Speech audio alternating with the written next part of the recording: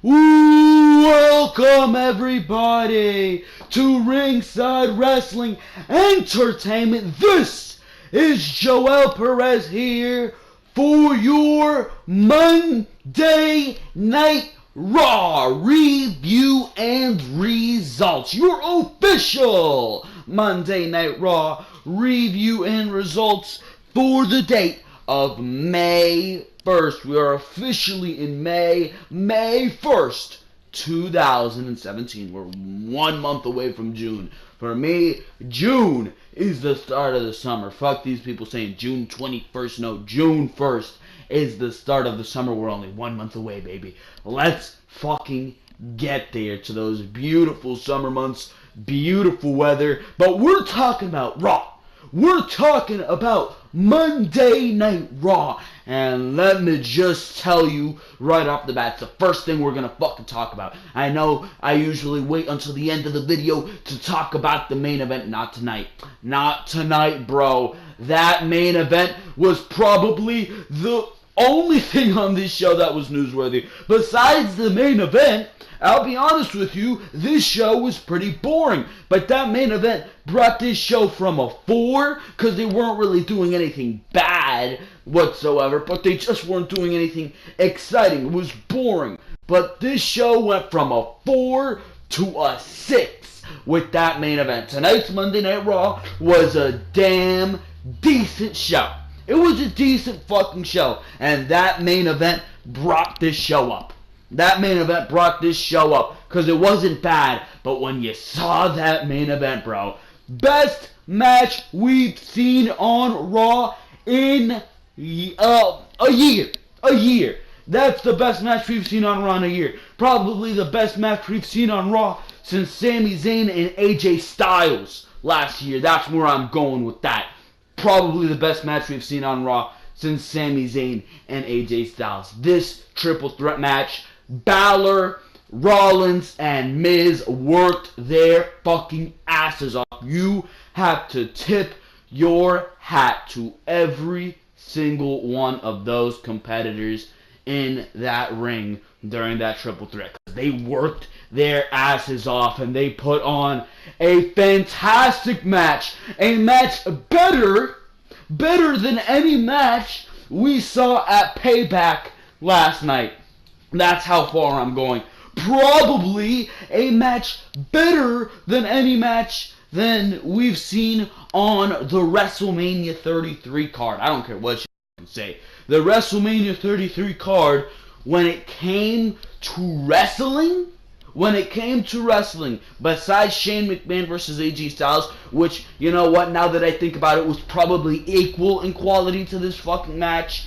Besides Shane McMahon versus AJ Styles, the quality of wrestling we saw in WrestleMania 33 was not that good. The quality of match was not that good. Sure, it was a spectacle. The Hardys came back. This happened, that happened. But when it came to match quality, I think this match was better than almost everything we saw on the main show of the year. That's how good this fucking match was. Brought the show up 2 whole points for me.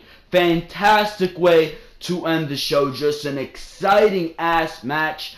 A wonderful fucking match these guys put on. But before I discuss in depth what happened in that match, make sure, ladies and gentlemen, to go check out everything else on the Ringside Wrestling YouTube channel. Payback Review.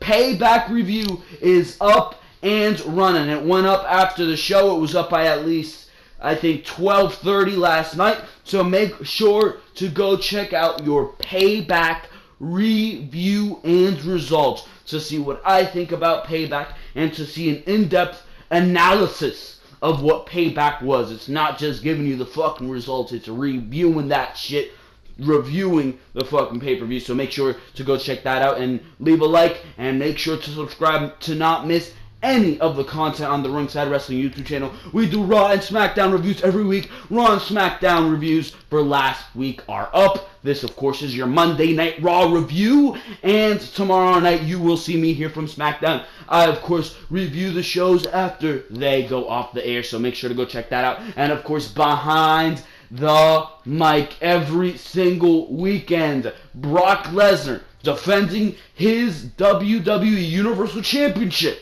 at the pay-per-view Great Balls of Fire. Whoever named that one needs to be fired, bro. They need to set that guy's balls on fire, because that's a terrible pay-per-view name. But behind the mic, we're discussing the new pay-per-view, and we're discussing Brock Lesnar and who he could defend his title against. So make sure to go check that out, where we cover all the news going on in the WWE weekly. So we go and do that every single week. That was episode number 17 of Behind the Mic, so make sure to go check that out. Was uploaded last Saturday. But for now, ladies and gentlemen, enough of my consistent rambling. We are moving on to your Monday Night Raw review. They were live here tonight from Sacramento, California. And if you did not enjoy Payback last night, and I know a lot of people did not enjoy Payback last night,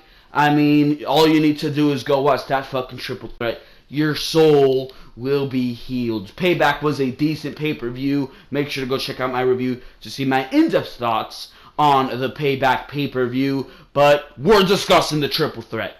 We are discussing the triple threat. How did this triple threat get made? Well, it was for the #1 contendership. It was for the #1 contendership to the Intercontinental Championship. There was a segment earlier in the night, which we'll discuss later, but let's discuss this fucking match. Finn Balor versus The Miz versus Seth Rollins. This was the main event, and this match was fucking phenomenal. No doubt about it. This match even had me worried at one point that Finn Balor was going to get injured. There was a scary-ass moment in this fucking match where Rollins was going for a crossbody and Finn Balor was supposed to dodge it, and Finn Balor's head got hit with Rollins' knee as Rollins was coming down, so Balor didn't dodge the move correctly, and it was so scary because you know the scare we got. We thought Finn Balor had a concussion. I think he was diagnosed with a concussion. I'm not sure about that, but he took a hard hit from Jinder Mahal the other week. So I'm thinking, oh shit, could this make that concussion injury even worse? What would that fucking do for Seth Rollins if he were to injure the same man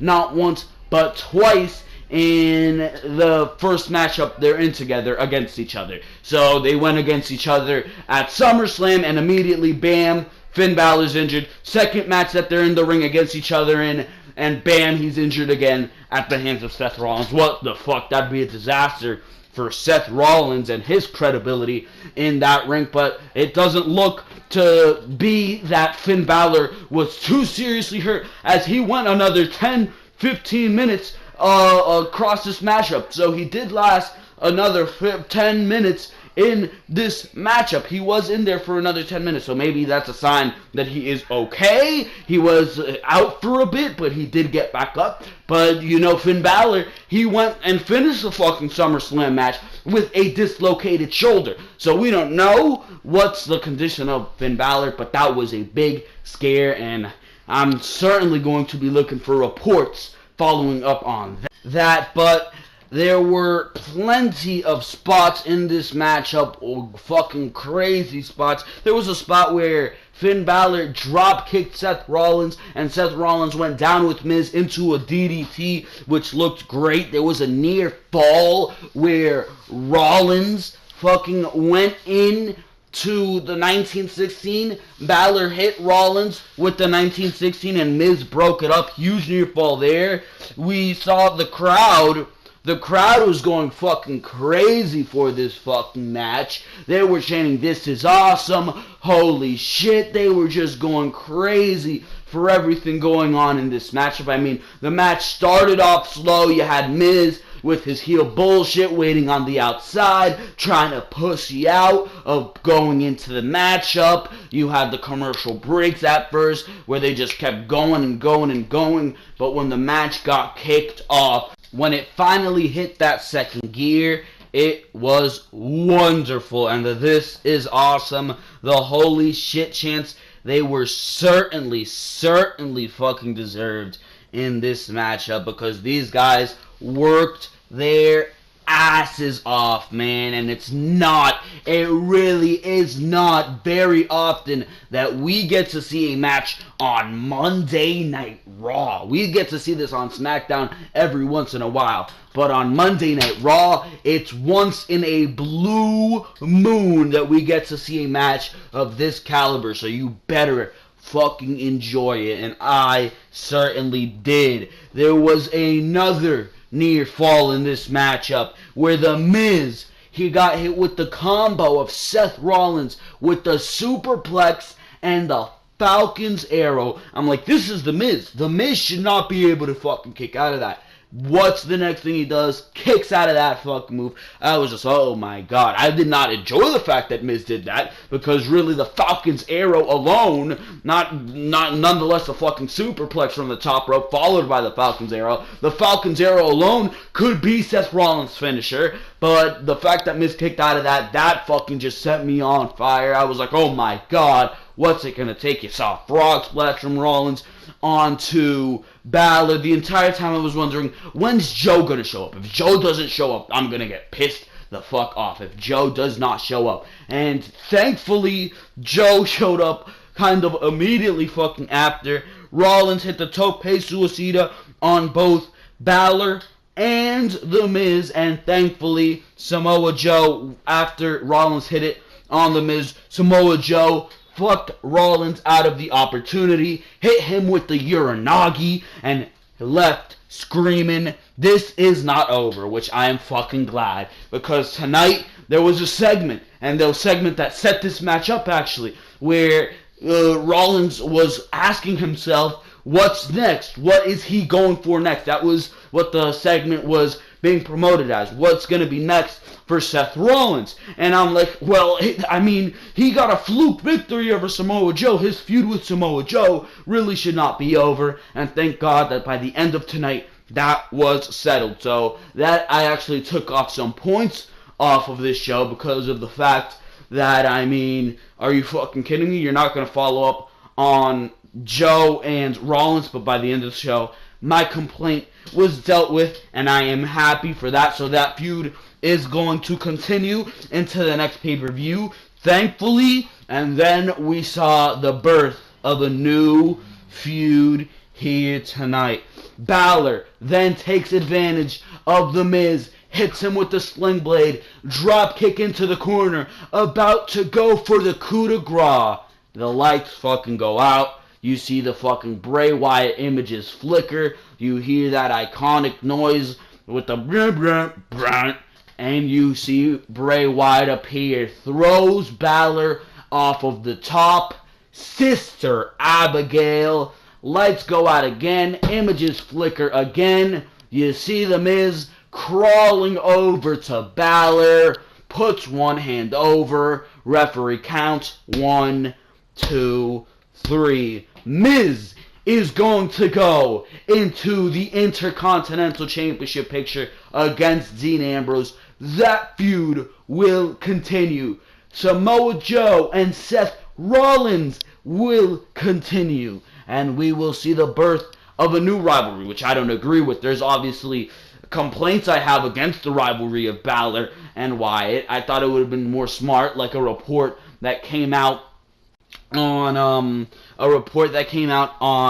Saturday that I read on Saturdays Behind the Mic, where Wyatt would feud with Ambrose for the #1 or for the IC title, because he would actually win that feud. And the fact that he's going against Balor, I mean, is Bray Wyatt really going to come out of that feud the victor? I mean, here tonight, he certainly got the upper hand, but that's just to start off a fucking rivalry.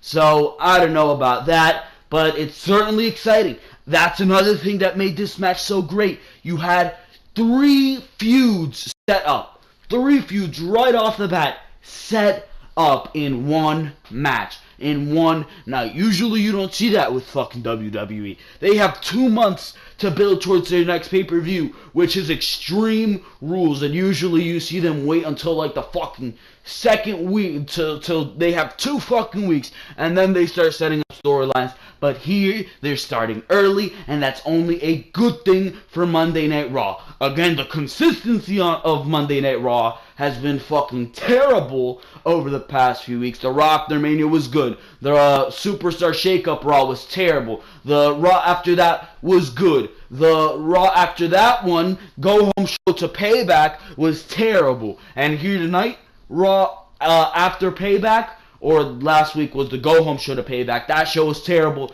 This show is pretty good.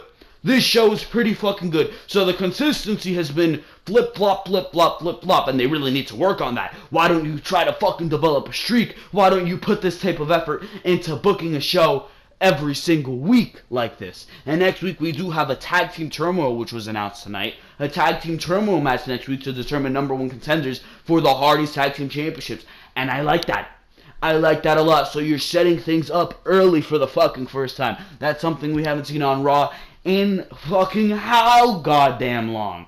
But I like it. I like the direction they're going. This match was just the cream on top of the cake. The fact that they're building these rivalries. Monday Night Raw, it looks like they're doing something right. And I can finally be speaking positive about Monday Night Raw, at least for this fucking week. Again, their consistency is all over the place with this shit. We can go to next week, and it will be bad again. And then the week after that will be good. And then the week after that will be bad. I mean, it's just terrible fucking consistency. And they need to work on that shit.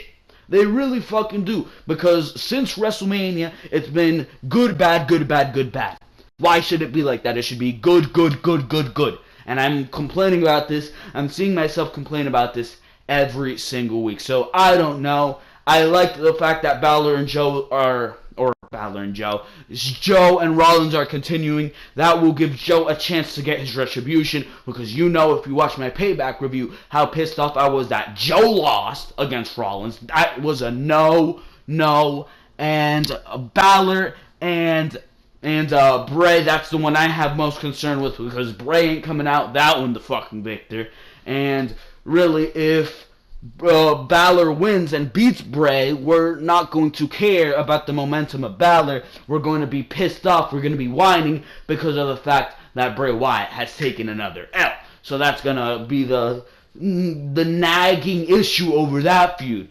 And the Ambrose versus Miz, we've seen it already, but we know they can put on some damn good fucking television if they very well want to, and they will put on a great match when the time comes, so you really do not have to worry about that. The two competitors are familiar with each other. They know how to build a story with each other. They really, I don't know how they're fucking going to keep this up for 2 months. Is it even going to go to Extreme Rules, or is this going to be settled on an episode of Raw? I don't fucking know. It's going to be interesting to see where Raw goes. It's going to be fucking interesting to see where Monday Night Raw goes. But for now, ladies and gentlemen, we're going to warp all the way over back to the beginning of the fucking show, and we're going to do the segment-by-segment review. I started out the main event here tonight just because the main event was so fucking crazy and awesome here tonight. But let's move on to the fucking beginning of the show. The show started off here tonight with the women. The women started off the show here tonight, and this was a very good segment. Why? Because Alexa Bliss was giving center stage for this fucking segment, and Alexa Bliss is absolutely fantastic on the mic. She's decent in the ring, but on that microphone, she's probably unmatched by nobody, or she's probably matched by nobody in that women's division. She fucking comes out. The members of the women's roster are in the ring for the coronation of Alexa Bliss. That's what they were calling this, as the new Raw Women's Champion, similar to what they did after SummerSlam. Last year in 2016 with Charlotte, where all the women were in the fucking ring. but this time with Alexa Bliss and the Raw women's roster. She fucking comes out with all her heel shit ready. She thanks some people in the women's division, like Mickie James, saying that she's been an inspiration and she's been watching Mickie James since she was a little girl. And then, of course, she has to lay the pun in there. She says, I've been watching you forever, alongside Mae Young and the Fabulous Moolah. These women who are obviously fighting long before fucking Mickie James was in the WWE, so she's calling Mickie James old, if you don't get the fucking joke. She then thanks Sasha Banks for being the one who she pinned to get the title shot. Sasha Banks gets fucking pissed off. She shoves Alexa Bliss back, or Alexa Bliss at least walks back when Sasha Banks is confronting her. She walks into Nia Jax, of course. Alexa Bliss, being that pussy heel, is afraid of Nia Jax, and she's pretty much like, oh, you're good, you're fucking great in the ring. I cannot wait to team with you later in the night.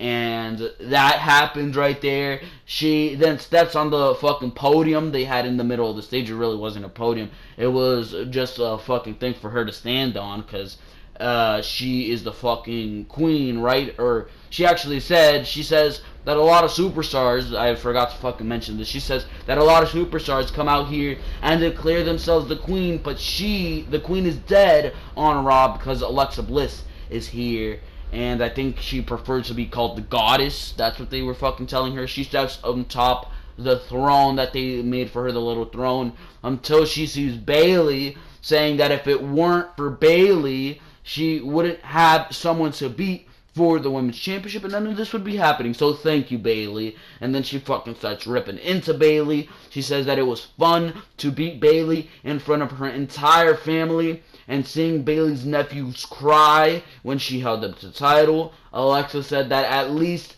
now her entire family has a role model to look up to. That is what fucking ticks Bayley off. Bayley goes after Alexa Bliss, takes her off the fucking podium. That starts a brawl with all the women, and that leads us to none other than an 8-man tag. It was originally supposed to be a 2-on-2 tag with Alexa Bliss and Nia Jax versus Bayley and Sasha Banks, but those plans obviously changed, and it turned into an 8-man tag. I don't fucking like the fact that it was an 8-man tag. It was a spot fest, of course, but it was a pretty decent 8-man tag, and a pretty damn good way to start the show for the second night in a row as well. The result of this fucking matchup, Alexa Bliss was able to topple Bayley, with everyone, of course, going to the outside in their fucking usual spot fest where Sasha flies onto everyone. Oh my god, it's fucking crazy. And it's the same reactions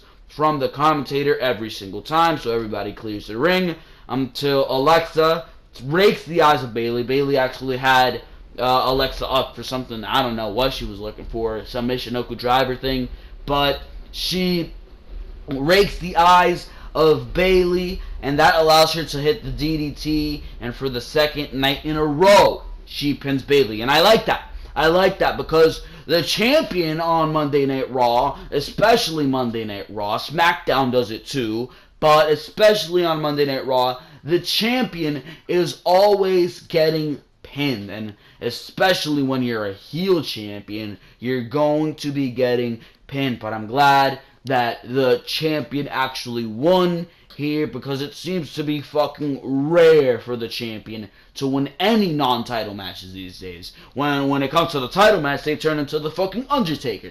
But no, when it's on Monday Night Raw, they are the Brooklyn Brawler, and that pisses me off. And it's 50-50 booking, it really is. It's a prime example of 50-50 booking, but they did not do that here tonight, and I will give them props for that. Besides that, this 8-woman tag was decent. It was a spot fest, nothing else you could expect. I would really be pushing somebody like Emma into a prominent role in this division. Put her in a fucking feud with Sasha Banks. Sasha Banks ain't doing anything. You know she's waiting till SummerSlam to get her opportunity against Bayley, who's inevitably going to win the championship back. You fucking know that's going to happen. There's no way they're not going to go into SummerSlam with Banks versus Bayley. That would be a huge mistake if you ask me.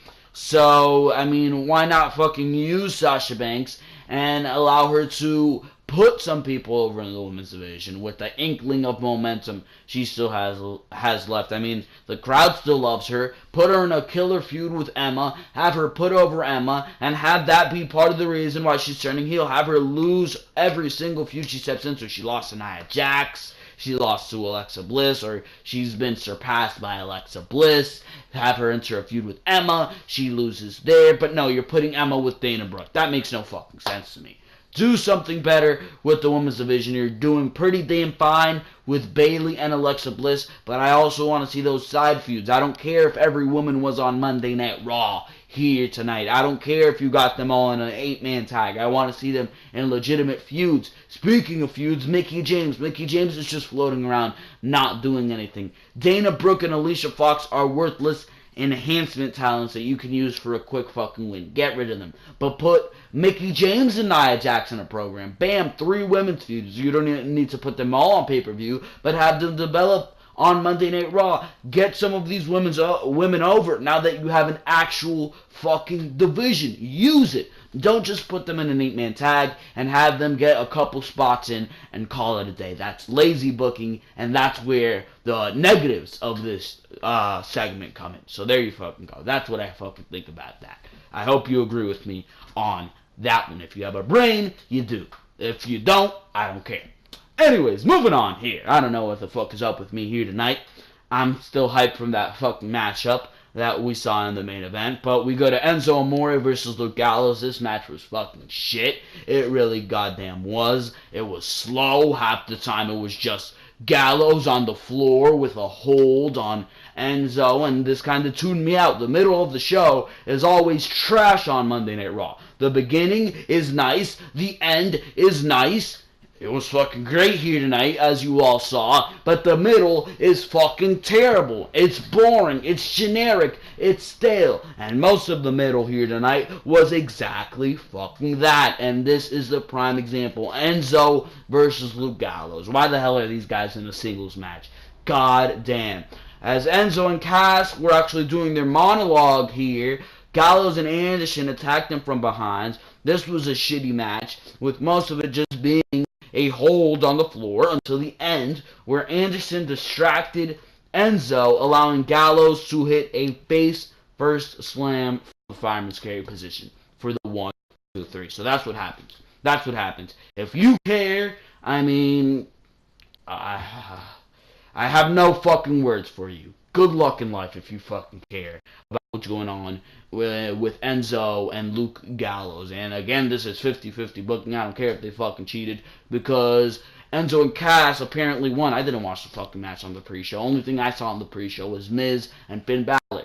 But apparently Enzo and Cass won their match on the pre-show last night. Here tonight, Enzo's losing to Luke Gallows. If you fucking come to think about it, Enzo loses every single situation he steps into, and he's always in a single situation for some reason. Every Monday Night Raw, Enzo finds himself getting his ass kicked in a single situation, whether it's Rusev or Jinder Mahal or this jobber or that jobber. Tonight, the jobber was Luke Gallows, and Enzo always finds a way to lose. So there you fucking go. Who gives a fuck? I certainly don't. Moving on here, we go to Neville and TJ Perkins. They're in a backstage segment. This was pretty okay. This was building towards Austin Aries and TJ Perkins and their match here tonight. Neville was in a backstage segment with TJ Perkins, and TJ Perkins comes in, and he's saying that Austin Aries, he thought that Austin Aries was not on the Neville level. But people are saying, and he says this indirectly because he doesn't want to cross Neville just yet, but he says people are saying that it looked like Neville was about to tap out, and people are saying that it was cheap for Neville to use the referee to retain his championship. Neville once again pulls the mind games in, and he says that the referee was out of position. Very specifically says the referee, maybe the referee was out of position. And maybe this was all about you getting a shot about the Cruiserweight Championship, so you should take that match with Austin Aries and get rid of our problem. He says our problem. And that's where TJ Perkins kind of contradicts Neville, and he says, our problem? And that's when Neville starts saying about the Cruiserweight Championship, and how about Perkins needs to take advantage against Aries if he wants to get his opportunity at the Cruiserweight Championship. So, a very well-developed segment there. You're bringing together all the storyline. You're bringing together the fact that TJ Perkins wants a Cruiserweight Championship match. And you're proceeding the relationship between Neville and Perkins. Decent there. So, there you fucking go. Seth Rollins comes out to address what's next for him after beating both Samoa Joe and Triple H. I mean, I didn't like the fact that they were addressing him to have been over Samoa Joe because he barely fucking beat the man. He barely beat the man. Matter of fact, if you ask me, he didn't beat the man. Samoa Joe's shoulder was up, but they didn't acknowledge that, right? Jesus fucking Christ. But anyways, Seth Rollins comes out. He fires up the Sacramento crowd and says that he's feeling good. He thanks us and says, he thanks us for being there with him through the highs and lows over the past 6 months. Rollins continues here with the fucking uncharismatic bullshit. Every week I ask myself, where is the character with Seth Rollins? Ever since I read the quote of Stone Cold saying that Rollins really has no personality, I've always asked myself, where is the character in Seth Rollins? And in this promo, I certainly didn't find it. He was just speaking about generic fucking bullshit. He says that you can't just crawl in a hole and shut the world out. You have to look at yourself in the mirror and realize that you're Seth freaking Rollins. Who the fuck is Seth freaking Rollins? This guy who's just really good in the fucking ring? I don't know who Seth freaking Rollins is. Can you define what a Seth freaking Rollins is? Because you say it every fucking week. Everybody calls you that, but I don't know what it is, bro. I don't know what this character, this personality of Seth freaking Rollins is. Why do you deserve to have freaking in between your fucking first and last name? I don't know. You're just coming out here. You're just fucking beating Triple H. You're beating Samoa Joe. But I don't see any personality. I don't see any reason with this generic ass fucking personality why either Samoa Joe or Triple H should be fucking picking beef with you, because you just seem like a nice guy who doesn't want to crawl in a fucking hole and shut the world out. He's a positive fucking guy. That's all I see in Seth Rollins. That's all I see in Seth Rollins. He says, he starts questioning what's next for Seth Rollins, and he says that there's only one thing left to do after beating Triple H and Samoa Joe in the last month. He says he wants the Beast, which immediately brings out Finn Balor. Finn Balor comes out immediately saying that him and Seth Rollins have had similar interests over the past month. He says that he respects Seth, and he is the one-legged man who won his match against Triple H at WrestleMania. But Finn Balor is the one-armed man who became the first ever Universal Championship. He brings up the fact that he never lost the title, so the line starts at Finn Balor. Dean Ambrose then comes out and he shifts the topic of the conversation because he comes out saying that he is a fighting champion and Brock Lesnar isn't defending his title every week. So right now the Intercontinental Championship is the #1 championship on Monday Night Raw, and I'm glad they fucking brought attention to that because that made the Intercontinental title feel important here tonight, and that's a title that hasn't felt important in God knows how long. So I am fucking glad that tonight they gave the Intercontinental the attention, the due fucking attention that it's desperately needed over the past fucking couple weeks, and I'm glad that has happened. That was fucking great. Probably one of the best parts of Monday Night Raw here tonight. The fact that they were bringing attention, they were bringing light to that Intercontinental Championship for the first time in a while. Dean Ambrose says he wants some competition, and that brings out The Miz. Miz says that if anyone deserves an Intercontinental title shot, it's him. He says that all these people in the ring right now don't deserve the Intercontinental title. He says that Ambrose wasn't even important enough to defend his title on Payback. He says Seth freaking Rollins has lost all his fucking buzz. He's now an injured fucking man.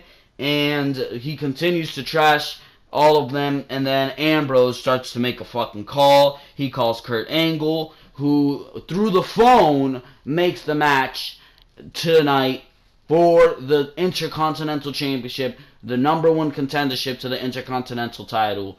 Dean Ambrose will have the people competing: Finn Balor, Rollins, and The Miz. We discussed the triple threat, of course. Those three names will be fighting over the right to face Dean Ambrose for that Intercontinental Championship at an undisclosed date. So that was the segment that set up the main event here tonight, and it was a very good segment. Again, probably the worst part of the segment, Seth Rollins, where the fuck is the personality? And I mean, another thing you could really nitpick is the fact that Finn Balor and Seth Rollins said they wanted the Universal Championship. By the end of the fucking segment, they were competing for the Intercontinental Championship. How does that make any fucking sense? But, I mean, they put on a great fucking match, so can we really be complaining about that? I mean, I can nitpick it all I want, but after that fantastic fucking triple threat, I'm really not going to complain about it.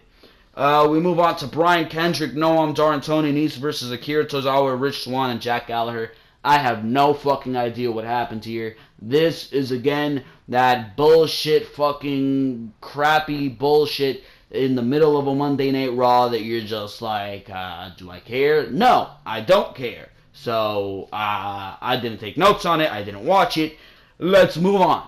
We move on to another pretty good segment here. Sheamus and Cesaro come out to explain their actions last night at Payback, and we actually get some conclusion on this. Sheamus and Cesaro, they've just fully gone fucking heel. There's no explanation beyond that. They're fucking tired of people coming in and stealing the opportunities, and they're gonna fucking do something about it. Sheamus picks up the mic. He says that it feels good to finally be set free, saying that for the past few months he has been, he says fucking some shit. He says he's been fucking restrained, and he says that the crowd never liked him because they treated him like a red-headed stepchild. Sheamus says that the popularity of Cesaro, he thought that the popularity of Cesaro, because Cesaro has always had the fans behind him, he thought the popularity of Cesaro and the Cesaro section would take him to new levels.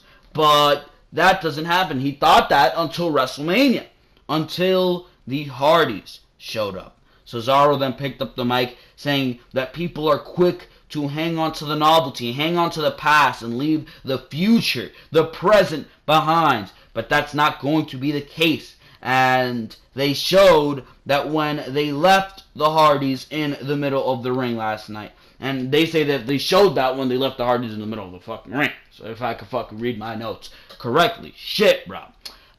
They say that they will win the tag team titles back because they don't raise the bar. They are the bar. And the quick contradiction to that is, well, they're not fucking tag team champions, so how can they fucking be the bar if they don't even have the fucking main titles? And Michael Cole was quick to fucking say that. But the Hardys come out and they say that was a pretty shitty explanation. Matt Hardy picks up the fucking microphone and he says they've decided the course of action they're going to take, and he drops the microphone and he does the mannerism, we're going to delete you, and that was fucking wonderful to say. They charge to the fucking ring, but of course Sheamus and Cesaro, being the heels, they're going to wait to fight another day, and they are going to leave the fucking ring and leave them hanging. So that was a troll job there, but a very, very good segment indeed, and a very intriguing segment we saw right there. I like that a lot. We move on to Apollo Cruz and Heath Slater. This was a pretty decent match. Cruz was, of course, accompanied by Titus O'Neil. Cruz wins. It was a pretty good match. I'll give them that, but it was a short match. It was a short match, and if it would have gone longer, because Heath Slater was being pretty athletic here, Apollo Cruz, you already know what he can do in the fucking ring. If this match would have been given more time, it would have been fucking fantastic. But no, it was a short match, and that made it pretty shitty. But they are building up Apollo Cruz. He got a win against Kurt Hawkins last week. They got a win against Heath Slater this week. Hopefully they just keep building him up slowly but surely, and he can eventually get to that Intercontinental Championship scene. Hell, even make him a tag team with Titus O'Neil. I wouldn't mind fucking seeing that. A heel turn would only do good. It would only give Apollo Crews personality. So that's what I'm saying you do. It's looking pretty good right now for Apollo Crews on Monday Night Raw, which I'm surprised to fucking say. I thought Monday Night Raw would take a guy like Apollo Crews, the shark, that evil shark that is Monday Night Raw, and chew him up and just spit him back out, leaving him to be a bullshit segment every single week. Kurt Angle, he comes out for the injury update on both Braun Strowman and Roman Reigns. Yes, if you did not see it, Braun Strowman did try to attack Roman Reigns on Raw Talk, because Roman Reigns just kept fucking walking to the ambulance. Roman miraculously healed, runs away from Braun Strowman. Strowman goes through an ambulance door into boxes, and then Roman fucking slams the ambulance door, the other ambulance door, right onto Braun Strowman's arm, and apparently Braun Strowman has a dislocated rotator cuff, I think, or he tore his rotator cuff. And Roman Reigns, what happened to Roman Reigns? He got beaten with steel steps, 2 power slams, choke slammed on a table, this, that. Oh, yeah, he only re-injured his ribs. Yeah, he's gonna be fine. I mean, he healed from his ribs in what, 2-3 weeks? He'll do it again, right? Right? Now, bullshit. So now apparently Braun Strowman's injured. Neither of them were on Monday Night Raw here tonight. And then, as soon as Kurt Angle was done with that, Bray Wyatt abruptly interrupts Kurt Angle. This was a fantastic promo from Bray Wyatt. He introduces himself to Kurt and shakes his hand, with Bray quickly saying that he means Angle no harm, at least yet, but he comes here tonight as a savior. He says that last night the chapter of Randy Orton has been closed, but he has begun to write a new chapter right here on Raw. He says that he knows that what he must do, he hears the cries for salvation, and he can fix it, because the cure is his mind, it's in his voice, it's in his soul, because Angle needs him. So Wyatt has one question. Is Angle going to join his side or stand in his way? Angle says that he doesn't know what Bray Wyatt has planned, but this is his show. Bray says this might be Angle's show, but this is Bray's world, which ends the segment. We go abruptly to commercial break. As abruptly as he appeared, he abruptly disappeared into fucking commercial break. So that was a pretty great segment, and clearly we saw what Bray Wyatt's intentions were later in the night in the main event segment. So that was a great segment, and it was pretty cool. It was pretty chilling seeing the interaction between Kurt Angle and Bray Wyatt. That was a pretty interesting interaction there. Any new interaction with Kurt Angle and any Raw superstar is just exciting, because Kurt Angle is a lot more fucking straight to the point than Mick Foley was. I'll tell you that much. Anyways, we go to TJ Perkins versus Austin Aries, and this was actually a pretty damn good match. With TJP, he looked pretty good here in this match, and it's because they gave this match time.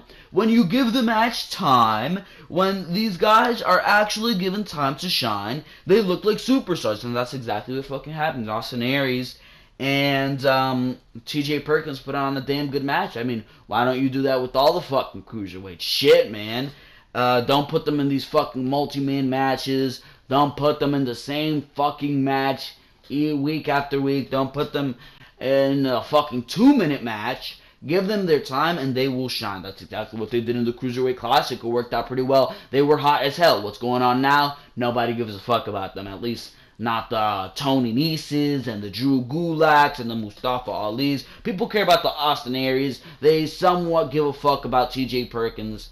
But they don't give a fuck about a Drew Gulak. So that's the problem. But besides that, Austin Aries won with the last chancer here. Perkins tapped out, but in the end, TJ Perkins did attack Aries post match, and he continued to work the knee, which he was working the entire matchup, actually. He continued to work the knee, and he locked in that knee bar that TJ Perkins does on his opponents. So that is where the match ended there tonight, ladies and gentlemen. Anyways, the Golden Truth, we go on to this segment. The Golden Truth wants a title opportunity against the Hardys, and Kurt Angle, looking like a smart general manager over here, brings up the win-loss record. Wow, he says, you guys are doing terrible in the fucking win-loss record. I can't give you a title opportunity. I mean, you guys really haven't done anything to earn it.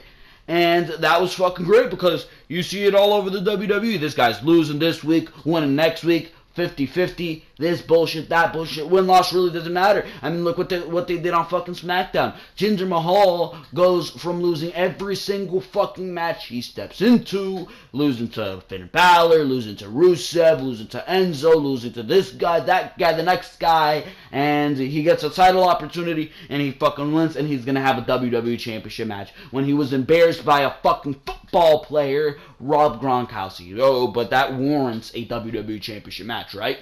I mean, Kurt Angle got a fucking general manager with the brain here, finally brings up the win-loss record. But Gold does get desperate here, saying that they need this, and if they got an opportunity, they would be able to prove themselves. And Kurt Angle says, you know what, I'm going to do something for you. Next week, there's going to be a tag team turmoil match to determine new #1 contenders for the tag team championship. So if Golden Truth wants to earn a title opportunity, they need to win a fucking match. It's probably not going to fucking happen. I think the winners of those matches, that match will go to Cesaro and Sheamus. I mean, who the fuck else is it going to go to? Cesaro and Sheamus are pretty much the most legitimate team on Monday Night Raw to face the Hardys, and it's going to be great seeing that tag team turmoil match. But that's pretty much it. We covered the main event at the beginning of the show, ladies and gentlemen, and that's pretty much what happened on Monday Night Raw. You're not going to be exciting to see that tag team turmoil match, and it's going to be exciting to see if they can finally build up some consistency. Tonight's show was good. Can they continue this fucking hot streak? That is what I am wondering here tonight. Can Monday Night Raw finally build up some consistency? I'm not sure. Well, it's been really on and off as of these past couple weeks, but I will be watching with the fucking clean slate. I won't be giving them all this fucking negativity, and that main event that we saw here tonight really softens me up to negativity in this review. So if you thought I was negative here, that's just a fucking that's a fucking lightened version of it. So I don't know, ladies and gentlemen, but that is going to be your Monday Night Raw review. I hope you enjoyed everything you have heard here. Like I said at the beginning of the video, make sure to go check out everything else on the Ringside Wrestling YouTube channel. Payback Review, Behind the Mic, where we cover all the news in the WWE and the wrestling world. Make sure to go check out the Monday Night Raw and Smackdown reviews from last week. There were preview and predictions for Payback. If you do want to go check that out, I don't fucking know. If you want to see how I fared on a preview and predictions for Payback, I got pretty fucked up because of the fact that WWE goes with all these bullshit decisions.